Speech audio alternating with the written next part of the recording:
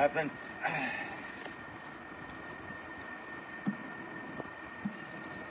జీవితం అనేది అద్భుతమైన వరం. ఈ వరం పొద్దున్నే మేము ధ్యానం చేస్తున్నప్పుడు వచ్చింది. ఇలాంటి కొండలు, ఇలాంటి అద్భుతం సృష్టించిన భగవంతుడు. ఒక డైరెక్టర్ సినిమా తీశాడంటే ఆ సినిమా డైరెక్టర్ చూసుకుంటాడు.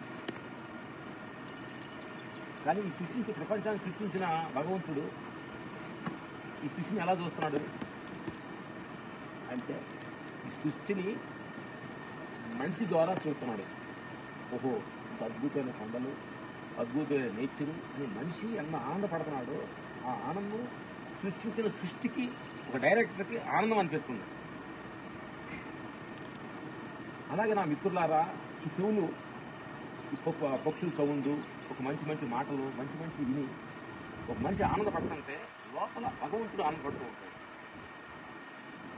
ఇదే నోరు, భగవంతుడు సృష్టించిన ఈ నోరు ఒక మంచి మాటలకి, ఒక మంచి విషయాన్ని మాట్లాడుతుంటే లోపల భగవంతుడు ఆనందపడుతూ ఉంటాడు.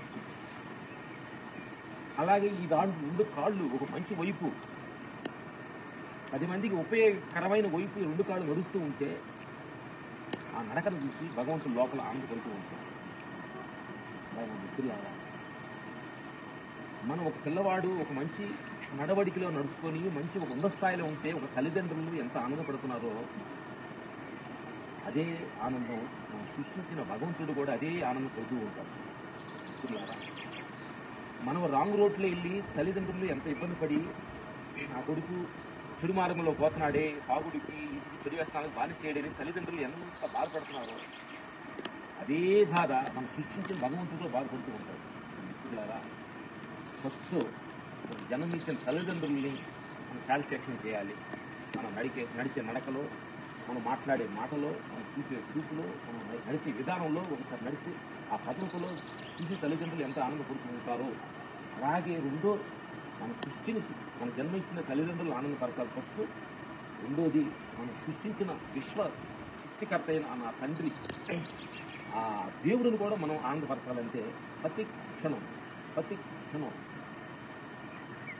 అవేర్నెస్గా, గమనంతోటి ప్రతి క్షణం మనం చూసే చూపులో, నేను చూపు ఇది ఏ చూపు చూస్తున్నాను, ఇది ఆ చూపు వలన 10 మందికి నా లోపల ఆలోచన కలిగి, చెడు చూపు చూసి నా లోపల చెడు ఆలోచన వచ్చి 10 మందికి నేను ఉంటాను, అభ్యర్థంగా ఉంటున్నానా, నా మాట వలన 10 మంది ఇబ్బంది పడి బాధపడేది లేక నేను మాట్లాడుతున్నానా, ప్రతి దానిలో సూక్ష్మంగా గమనంతో ప్రతి క్షణం మన జీవితాన్ని జీవించాలి. మన మిత్రులారా, నడిచే నడకలో నా నడక 2 కాళ్ళని ఒక క్యాండీ షాప్కి, ఒక బార్ షాప్కి, ఒక వేరే చోటకి ఈ 2 కాళ్ళు నడిపిస్తున్నానా, ఒక మంచి మార్గానికి నా కాళ్ళు నడిపిస్తున్నాను. ప్రతి క్షణం గమనంతో ప్రతి విషయాల్లో ఈ ఆలోచన ఎప్పుడు పుట్టంగానే, ఈ ఆలోచన స్టార్ట్ అయినప్పుడు ఈ ఆలోచన ఇది ఉపయోగకరంగా ఉంటుందా, 10 మందికి చెడు జరుగుతుందా, ఆలోచన పుట్టంగానే ఆలోచనని ఫస్ట్ గమనించాలి. ఆలోచన గమనించడంతో ఆలోచన ఇది మనకి చెడుగా ఉంది అన్నప్పుడు ఆలోచన స్టార్ట్ అయ్యే కట్ చేయాలి, దాన్ని పెంచొద్దు. ఒక అతని మీద మాకు ఆలోచన, దేశం, భావం వస్తున్నప్పుడు ఎందుకు పదే దేశభావం అవుతుందని ఆలోచన కూర్చున్నప్పుడే ఆ దేశాన్ని కట్ చేయాలి. అలాగే తినే తిండిలో కావచ్చు, పదే మనం మించిన అధికమైన తిండి కానీ అధికమైన కోరికలు మనకు వస్తున్న ఆలోచన ఫస్టే కట్ చేయాలి మిత్రులారా. అందుకని ప్రతి ఆలోచనని స్టార్టింగ్లోనే వస్తున్నప్పుడే కట్ చేయండి. Okay, thank you.